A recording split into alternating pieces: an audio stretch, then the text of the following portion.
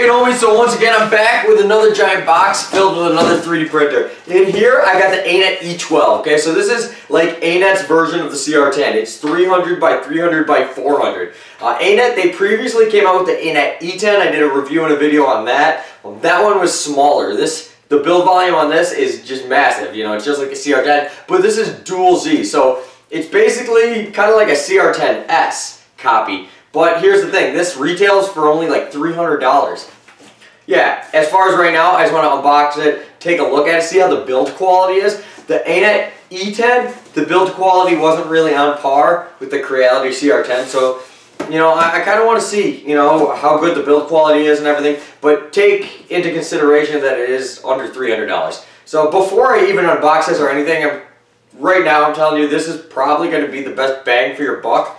As long as it prints, you know, as long as it works and it prints, it doesn't blow up or set on fire, for the giant build volume, this is probably the cheapest price you can get any printer. So hopefully it all pans out and it turns out to be a good printer. So this was sent to me from GearBest, so I guess let's adjust camera a little better so you guys can kind of unbox it with me. We'll check out the quality, we'll print it, and yeah, we'll go from there. Alright guys, let's do this.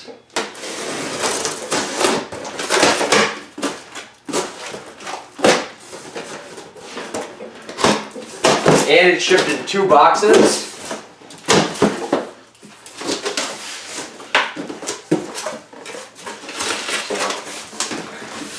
So the first box is actually just a shipping box. Right here we have the Anet box. Sometimes people comment, like, how big does the box measure? Like, I don't know why anyone would care, but there it is.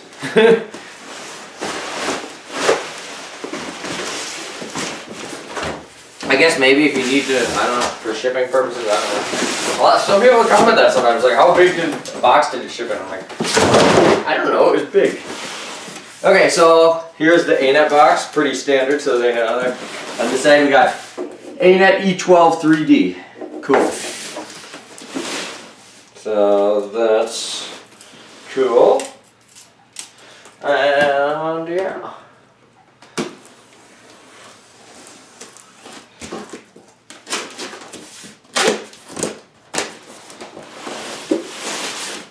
Okay, so packaging so far so good. Alright. And right off the bat we got this. Garbage. Okay, and then on top we're greeted with a 3M build tack type sheet. First concerning thing I'm noticing is some of the bed assembly fell apart. But all the parts are right here. Well, not, just one of the screws fell off the bed here.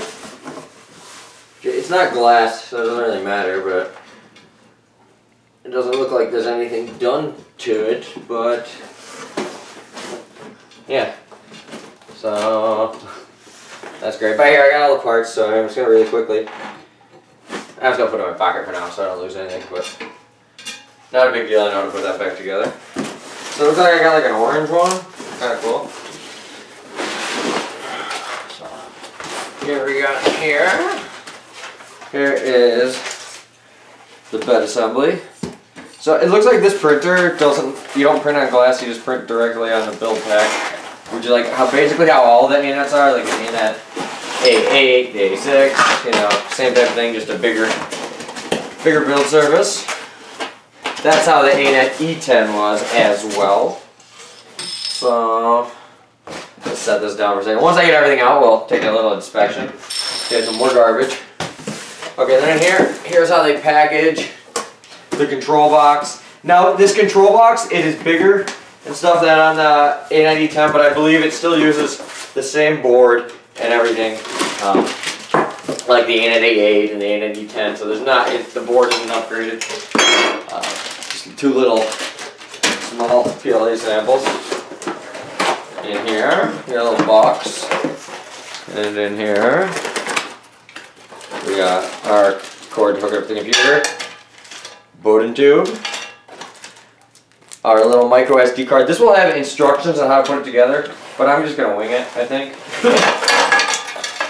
But I had a little ruler, that's cool. Screwdriver, Allen wrenches, and then a whole bunch of spare parts, including a whole nozzle assembly, which is always cool, or hot end, or little paint scraping tool, US power plug. You'll be able to pick US or European if you decide to buy this.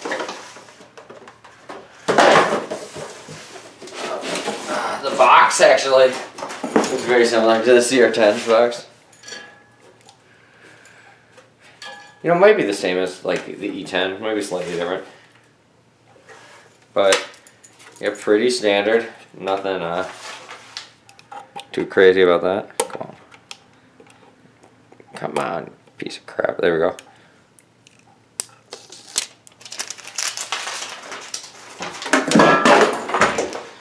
And then this is the spool holder, which mounts onto the control box. And then last thing in the box here, we got our gantry assembly with our dual Z. Okay, so I'm gonna take everything out, or everything's out of the box. That's everything. So I'm gonna put this all together. I'll just fast forward through that, and then I'll tell you my overall impressions on the construction, and we'll go from there.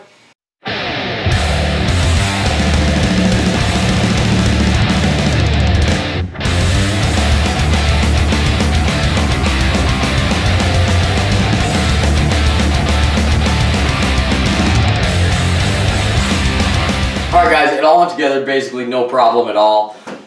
It took a little bit to adjust the belt tension on the X belt. I'm going to have to print a better belt tensioner. But everything else came really smooth. The one downside to this is on both the X gantry and on the bed, there's not eccentric nuts. I'm fine with it on the bed because it uses linear rods with linear bearings. And I think it works great. It's very stable. My Anet E10 I think prints great quality, so that was never an issue with me. A lot of people on their Anet E10s, they complained that this wobbled really bad, and then it's kind of a pain to adjust this because this isn't an eccentric nut, so you have to adjust this bottom one and tighten it up. This one came perfectly rock solid.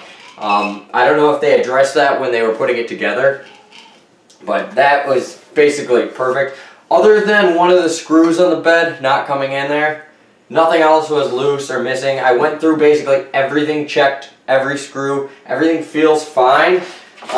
Yeah, so it's basically ready to turn it on, level the bed, and start printing. But first I want to take a look at this control box. I want to take this apart, and I do not think there's a MOSFET in here. So I already have a MOSFET. These are only like $8 on Amazon. I'll put a link in the description if you want to get one, but I think you can even get it on Gearbest, so I'll put a link there. Say you order this and you just want to get it at the same time. This is just kind of like a safety feature. It's so you don't fry out anything. It's basically the power will go through here to fire on the board and to control the board instead of going straight to the control board. So if there's ever a short or something, this will take the force and you won't fry out your control board or anything. So there might already be one in here, but because it's an Anet and it's such a budget printer, I'm assuming it doesn't, so I'm just going to put one in here. But we're going to open up this control box and I can show you what the internals to that look like. So let me just unscrew this thing and I'll be right back. Alright guys, I got it all opened up here. It looks like it is the standard Anet version 1.5 board. And yeah, everything looks pretty standard. There is not a MOSFET in there, so I'm going to install that in there. It's really, really simple. I'm not going to waste your guys' time with that. But yeah, it looks like, you know, they put lots of hot glue on everything, and you know, everything actually looks pretty nice. These soldering joints don't look really, you know, just gooped up. They actually look pretty decent. But yeah, this is all very standard. Here's the power supply. So yeah, everything's pretty standard. So yeah, so I'm going to wire this baby up, and yeah, let's start printing. But overall, you know, similar to the Anet E10 as far as, like, it's got some printed parts here and here. But these linear rails are actually, like, really smooth. Like, this bed, I do wish the bed was glass. I could always add a piece of glass to that, but for now, the build tech will be just fine. But yeah, just some parts a little cheaper. Like it uses these cheap limit switches and stuff with the creality. You know, it just looks a little nicer. But other than that, it actually looks pretty darn good constructed. It feels really solid. You know, I don't know. Well, I guess we'll just have to see. So let's hook up that MOSFET and start printing.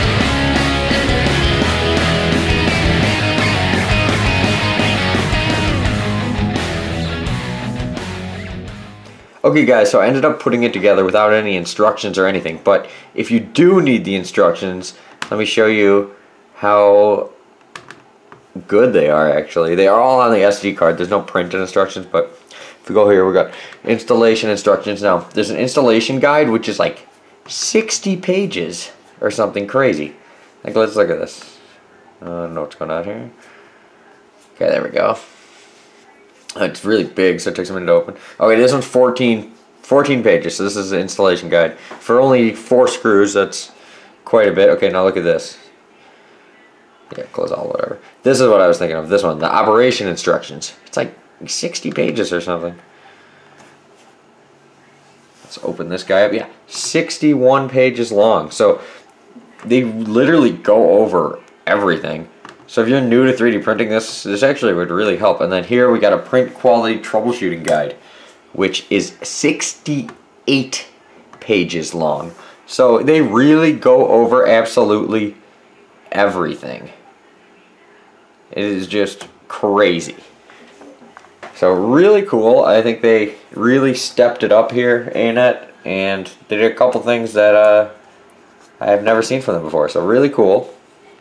And it's really good to see that. So yeah, so enough of that. The control box just uses your standard Marlin firmware and everything. It's a little, the fan's a little loud, if you can hear that.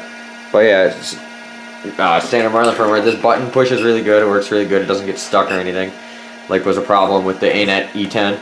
But you know, pretty standard. Nothing really to it. Just like any 3D printer that runs Marlin firmware, runs good, works great. So yeah, that's it with that. Okay guys, so I've had this printer for like 3 days now, and yeah, so far so good. It's running like a charm. It actually haven't had to really troubleshoot anything. There is a couple things, there's some cons, and a couple things I really like about it actually. One thing, I wish there was some nicer bed leveling screws.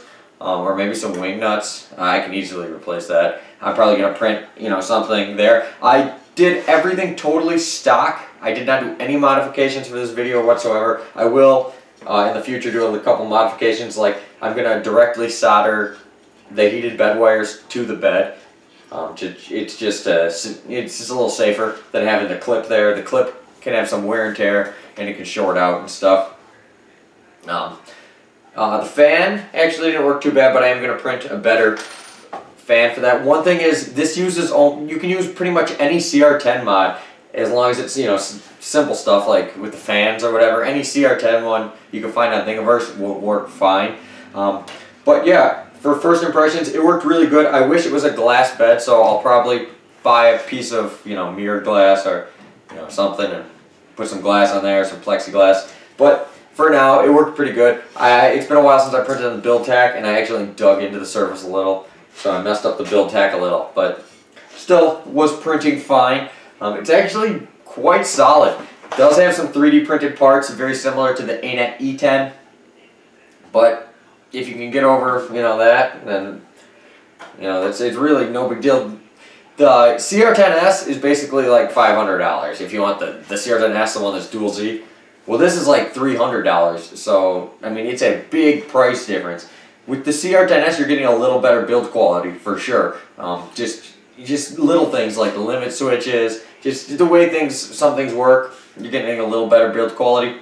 But it's $200 difference, you know, so it's quite a bit. So the way they do here with the Y-axis, it's on these rods, and it's actually extremely solid, and I actually prefer the way that they have it on here opposed to the way that it is on the CR10 or the TiVo Tornado, where it's got the eccentric nuts running on the rail system. This way it feels much more solid. Like, this is the way a lot of Cartesian style printers are, and I think it's a good design, and yeah, I personally like it. I think it just feels more stable.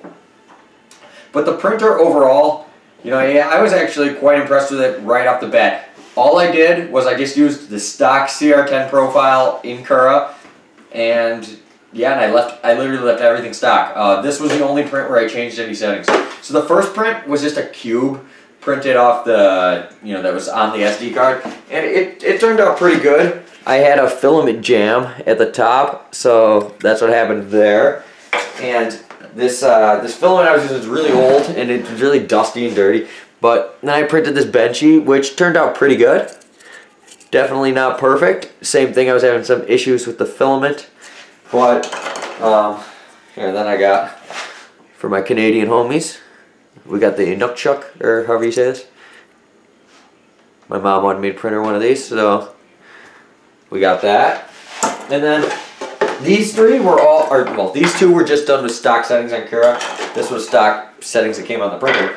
And then here, I changed the settings a little and made a Christmas tree. And I think this turned out beautifully.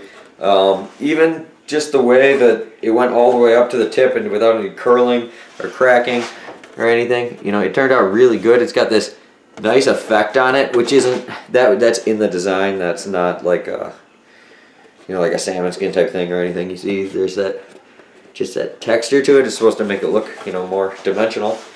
And yeah, it turned out pretty awesome. So I am really liking this thing.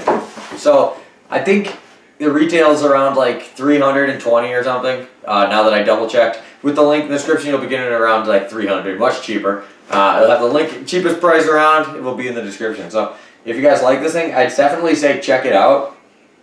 The way I see it is, if you can afford, if you're somebody that you want to buy a 3D printer, and it doesn't really make a difference to you if you spend $500 or you spend $300 or whatever, then just get the CR10, the CR10S. But if you're on a budget, or $300 is still quite a bit of money to you, definitely get this. If I was gonna put this up against the Tronxy X3S, the other dual Z one that's very similar to this one takes it a little bit. Also too, because it uses a lot of these cheaper parts, this actually makes this one really nice if anything breaks, because pretty much everything that this printer uses are pretty universal parts that you can find on Amazon or eBay for literally $1. Like if a limit switch breaks, you can probably get 5 of them for $1.